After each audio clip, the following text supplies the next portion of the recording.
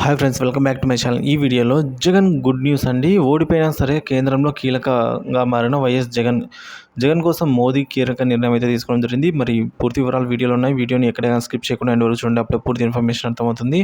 దయచేసి వీడియోకి ఒక లైక్ చేయండి. ఇటీవల జరిగిన ఎన్నికల్లో ఏపీలో ఎన్డీఏ కూటమి అధికారంలోకి వచ్చింది. మొన్నటి వరకు 151 స్థానాల్లో ఉన్న వైసీపీ కేవలం 11 అసెంబ్లీ స్థానాలకు మాత్రమే పరిమితం అయింది.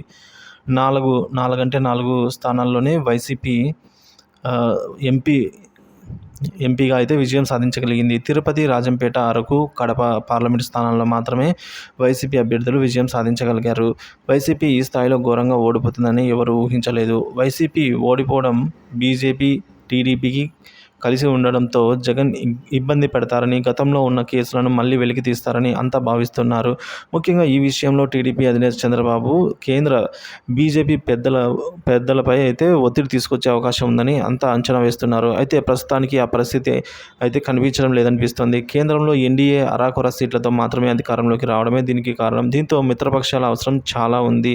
అలాగే బయట నుంచి మద్దతు ఇచ్చే పార్టీల అవసరం కూడా ఉంది. దీంతో ఇతర పార్టీలపై ఆధారపడాల్సిన పరిస్థితి ఏర్పడింది. ముఖ్యంగా రాజ్యసభలో ఇతర పార్టీల మద్దతు బీజేపీకి చాలా అవసరం. వైసీపీకి రాజ్యసభలో ఎక్కువ స్థానాలు ఉండటం, టీడీపీకి ఒక్క స్థానం కూడా రాజ్యసభలో లేకపోవడం ఇప్పుడు ఆ పార్టీ అధినేత జగన్కు కలిసి వచ్చేలా కనిపిస్తోంది.